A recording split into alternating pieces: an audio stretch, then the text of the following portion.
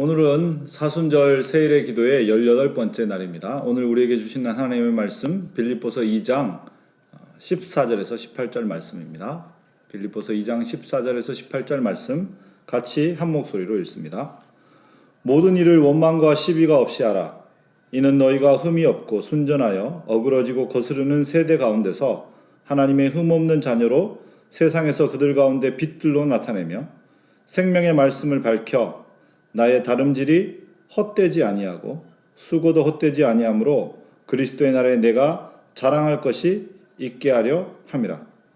만일 너희 믿음의 재물과 섬김 위에 내가 나를 전제로 드릴지라도 나는 기뻐하고 너희 무리와 함께 기뻐하리니 이와 같이 너희도 기뻐하고 나와 함께 기뻐하라. 아멘. 여러분, 본문 14절부터 지금 쭉 이어지는 이 본문의 내용들은 사실 앞에서 우리가 다루었던 12절 13절에 하나님이 너희 안에 행하시니까 그 하나님, 너희 안에 행하는 하나님께 반응함으로써 구원을 이루어 가라라고 하는 그 가르침에 대한 부연적 설명이라고 말할 수 있습니다. 그런데 왜 이렇게 설명하는가?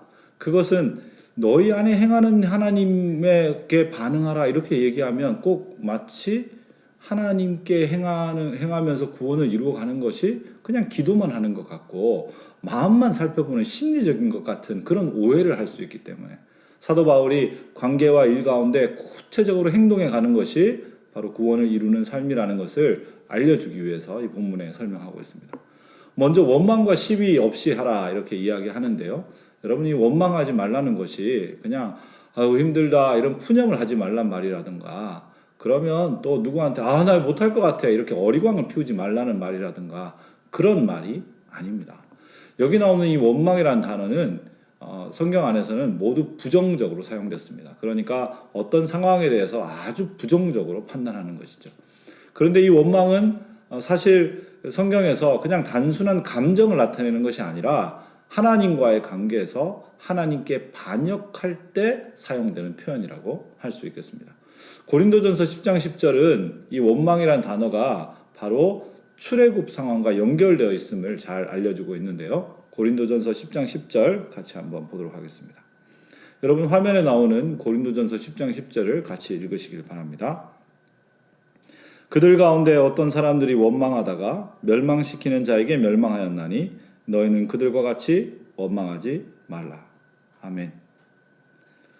여러분 지금 이 본문에서 원망이라는 단어, 이 고린도전서 10장 10절에서 원망이라는 단어를 어디 연결해서 사용하고 있습니까? 바로 원망하는 자들이 멸망해서 가나안 땅에 이르지 못했다. 즉 출애굽 본문과 연결해서 이야기하고 있습니다. 이 원망했던 사람들은 누구냐? 이 사람들은 하나님이 이끄는 이 출애굽 너무 싫다. 우리는 이집트로 돌아가겠다. 이렇게 원망했던 사람들, 즉 출애굽 1세대들을 의미합니다. 그들은 하나님 앞에 원망했다가 결국은 다 멸망하고 말았습니다. 그들이 멸망으로 다가갔지만 원망했던 근원 안에는 뭐가 있습니까?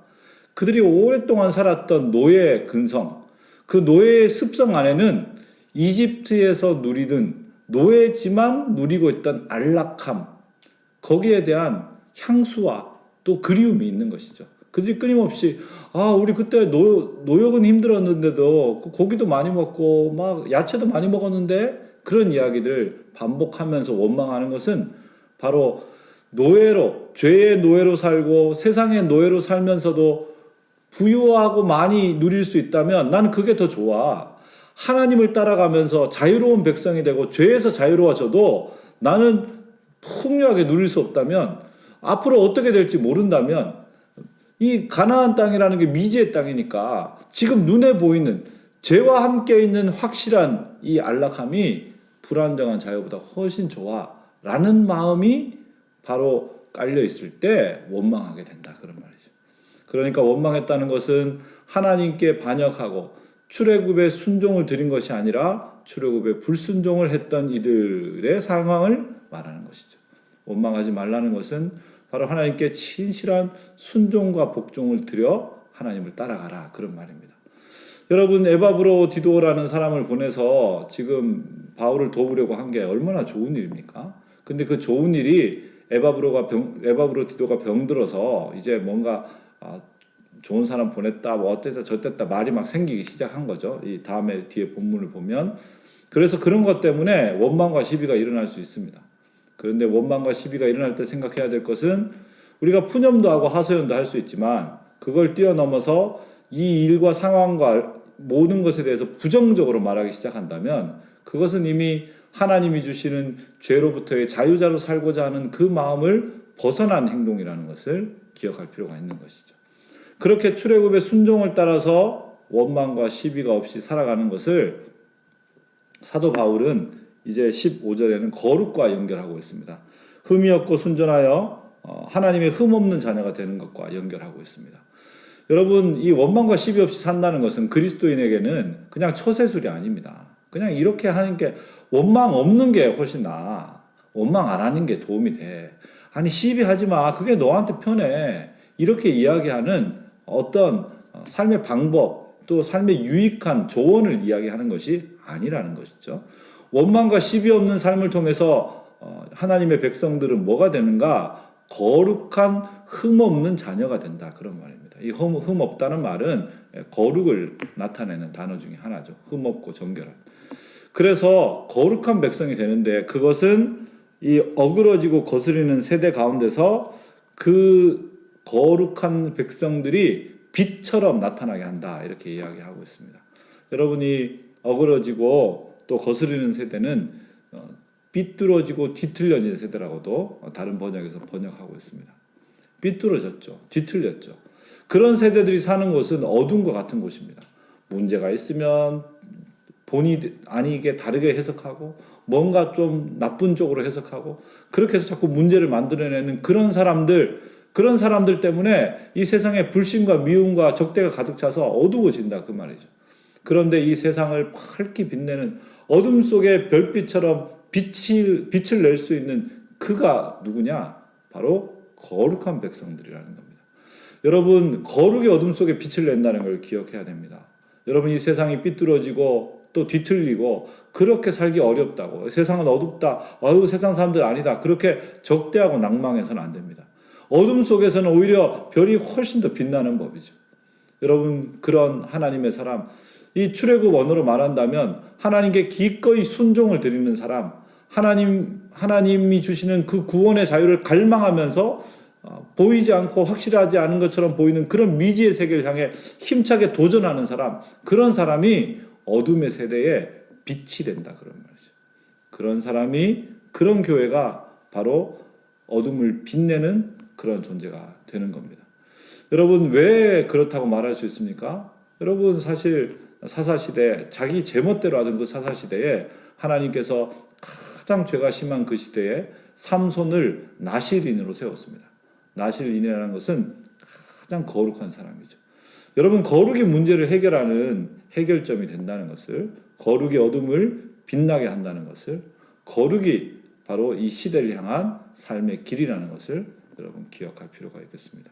오늘 아침에 기도하고 저녁에 기도하면서 하나님의 거룩으로 시간들을 쌓아가는 여러분이 바로 오늘 이 본문이 말하는 빛들로 어둠 속의 빛처럼 나타나는 하나님의 사람들이 되시기를 바랍니다. 그렇게 살아가는 삶이 사도 바울에게는 어떻게 느껴지는가, 어떤 의미인가를 오늘 사도 바울은 두 가지 비유로 설명하는데요. 첫 번째는 다름질하는 운동선수의 비유로 오늘 본문 16절에 설명하고 있고, 또 하나는 제사, 즉 다른 제사 위에 부어서 드리는 관제라는 제사로, 전제라는 제사로 17절에 설명하고 있습니다. 여러분, 먼저 운동선수의 비유를 한번 보죠. 운동선수가 다름질을 열심히 하면 그 다름질 끝에 면류관과 상을 받게 될 텐데요. 오늘 본문을 보시면 16절에 생명의 말씀을 밝혀 나의 다름질이 헛되지 아니하고 수고도 헛되지 아니하므로 그리스도 날에 내가 자랑할 것이 있게 하려 함이다. 이렇게 이야기하고 있습니다. 여러분, 사실 우리 인생을 운동 경기로 설명한다면 우리 인생의 유일한 자랑이 무엇이겠습니까? 그것은 오늘 이 본문이 말하는 것처럼 생명의 말씀을 밝혀, 이게 밝혀라는 게 붙잡고 그런 뜻입니다. 생명의 말씀을 붙들고 끝까지 달려가는 것, 그것이 바로 그리스도의 날에 자랑이 된다. 이렇게 이야기하는 것이죠. 여러분이 그리스도의 날의 자랑은 그리스도 앞에 받는 면류관, 상이라고 말할 수 있을 텐데요. 여러분 진정한 면류관과 상이라는 게 무엇입니까? 그것은 우리가 가지고 있는 육신적인 것, 지금 소유하고 있는 것, 여러분이 성취한 업적, 그런 것들이 자랑이 아니라 진정한 자랑은 바로 하나님 앞에 말씀을 붙들고 끝까지 달려간 나, 그리고 그 말씀을 붙들고 달려가도록 도와서 함께 달려간 믿음의 사람들, 즉 나와 그들이 바로 하나님 앞에 그런 자랑이 되는 것이죠. 사도 바울은 지금 그렇게 말씀 붙들고 달려간 빌립보 교회가 사도 바울의 자랑이 된다, 이렇게 이야기하고 있습니다. 여러분 진정한 자랑은 바로 함께 걸어간 사람들인 것이죠. 우리가 왜 자녀를 낳아 기릅니까? 바로 그 자녀가 우리의 자랑이기 때문에 그렇습니다. 자녀가 믿음 안에서 자라고 하나님 사람으로 자라고 이 세상에 가치 있는 자로 자라고 어둠 속에 빛처럼 자라간다면 그 이상 가는 자랑이 없겠죠. 자녀가 공부 잘하는 거 자랑하고 자녀가 돈 많이 버는 거 자랑하고 자녀가 외모 멋진 거 자랑하지 말고 자녀가 믿음 안에 순종의 출애굽 백성이 되어서 어둠의 빛을 드러내는 걸 자랑해야죠. 여러분 구역에 있는 사람들, 교사로 가르치는 분들은 여러분의 학생들, 또 복음을 전하는 사람들, 여러분의 이웃들, 그들이 하나님 앞에서 흔들리지 않고 그 시기를 버텨서 믿음을 지키는 것, 그게 여러분의 자랑입니다. 여러분이 집값 오르는 게 자랑이 아니고, 여러분이 좋은 신상품을 산 게 자랑이 아니고, 여러분이 더 많은 것을 소유하게 된 게 자랑이 아니라 바로 그 사람들, 그 믿음에 서 있는 그들이 바로 우리의 자랑인 것이죠. 사랑하는 여러분, 이런 영적인 자랑이 여러분에게 많아지고 풍성해지는 그런 하나님의 사람들이 되시길 바랍니다. 그리고 두 번째로 사도 바울은 구원을 이루는 여정 가운데 자기 자신이 가지고 있는 영적인 의미를 두 번째로 전제라고 설명하고 있습니다. 이 전제는 포도주를 부어서 드리는 제사를 말합니다. 보통 고대 근동에서는 기존에 있는 제물 위에 마지막으로 부어드리는 제사를 드림으로써 제사가 더 완전해진다, 이렇게 생각했습니다. 어떤 사람들은 이 전제가 자신의 모든 것을 다 부어 쏟으니까 이 전제를 드린다는 것은 사도 바울의 죽음을 의미한다, 이렇게도 이해하기도 하는데, 오늘 밑에 내려보는 24절에 보면 사도 바울이 주 안에서 내가 속히 갈 것을 확신한다, 이렇게 말하는 것으로 보아서 지금 그렇게 마지막을 생각하고 있는 것 같지는 않습니다. 결국 이 전제라는 것이 제사를 완전하게 하는 것인데요. 사도 바울은 어떻게 이해하게 되었는가? 바로 너희가 걸어가고 있는 이 믿음의 여정, 이 믿음의 여정을 힘차게 믿음으로 걸어야 하는데, 내가 이 고통 속에서도 믿음을 지키는 이것이 너희들이 믿음 안에서 더 힘차게 여정을 끝까지 걷게 하는 온전한 제사의 전제가 되는 것처럼 내가 깨닫게 되었다, 이런 말이죠. 여러분, 고통 속에 있는 사람이 낭망하려고 하다가 저분도 저렇게 걸었는데, 그러면 더 힘차게 걷게 되죠. 여러분, 경제적으로 어려운 사람이 낙심하려고 하다가 누군가 옆에서 기도하고 돕는 사람 때문에 그래 힘을 내자, 그리고 더 걸어가게 되는 거죠. 자녀들이 때때로 엇나가고 싶고 함부로 하게 되고 막 낭비하려고 하다가 이게 우리 어머니가 어떻게 번 돈인데, 우리 아버지가 얼마나 애쓴 것인데, 지금 나를 위해서 기도하는 그분들이 계신데, 그런 생각에 마음을 다잡고 삶을 규모 있게 만들고 그리고 인생을 걸어가는 것이죠. 그게 바로 우리가 사랑하는 이들이 걸어가는 인생에 우리의 고통과 우리의 수고가 부어드리는 전제가 되는 것입니다. 사도 바울은 자신의 고통이 함께하는 공동체에 온전케 하는 제사가 된다는 걸 깨달음으로써 자기가 구원을 이루어가는 과정이 얼마나 영광스럽고 가치 있는지를 알게 된 것이죠. 여러분, 우리가 구원을 이루어가는 과정을 무언가 결과적으로 성취하는 것으로 생각해서는 안 됩니다. 주님의 말씀을 붙들고 살아가는 그 자체가 우리에게 하나의 영광인 것이고, 그리고 그걸 따라 살아가면서 우리는 다른 이들의 영적 삶을 더 온전케 함으로써 하나님께 결합하여 더 아름다운 인생을 드릴 수 있게 되는 것이죠. 사랑하는 여러분, 오늘 여러분의 하루가 그렇게 전제로 드려지는, 그리고 끝까지 다름질해서 영적인 자랑이 충만해지는 하루가 되길 바라고, 거룩을 통해 이 어둠을 빛으로 반짝반짝하게 만드는 그런 생명의 사람들, 빛의 자녀들 되시길 바랍니다. 기도하겠습니다. 하나님 아버지, 오늘 하나님 앞에서 흩어져서 기도하면서 함께 한 마음으로 흠없는 자녀로 원망과 시비 없이 살아가길 원하는 하나님의 백성들이 있습니다. 하나님 이들을 들어 어둠 속에 빛 같은 존재들로 삼아 주시옵소서. 이들이 있는 가정, 이들이 있는 직장, 이들이 있는 학교가 빛나게 도와주시고, 이들이 있어 이 지역사회가 빛을 얻게 도와주시옵소서. 하나님 아버지, 그렇게 거룩을 품고 살아가는 이들 때문에 하나님 우리 인생의 유일한 자랑이, 영적 자랑이 되는 것을 서로 발견해 가게 도와주시고, 서로가 서로를 온전케 하는 전제가 되어 믿음의 삶을 더 굳건히 살아가는 복을 허락하여 주시옵소서. 우리 구주 예수 그리스도 이름으로 기도드립니다. 아멘. 우리 구주 예수 그리스도의 은혜와 하나님 아버지의 다함없는 사랑과 성령의 교통하심이 오늘 하나님 앞에서 흠없는 자녀가 되는 거룩함을 통하여 어둠 속의 빛 같은 존재들로 영적인 자랑과 전제를 통한 온전한 제사를 드리는 그런 하나님의 구원을 이루는 백성으로 살기 원하는 흩어 기도하는 모든 주의 백성들 위해, 그리고 또 멀리 떨어져서 가족들과 함께 지내는 모든 주의 자녀들과 가족들 위해, 공부하고 또 군대가 있고 또 유학 중에 있고 떨어져 있는 모든 후손들 위해, 그리고 이 땅과 또 코로나로 고통받는 세계 곳곳 위에 이제로부터 영원까지 함께 계시기를 간절히 축원하옵나이다. 아멘.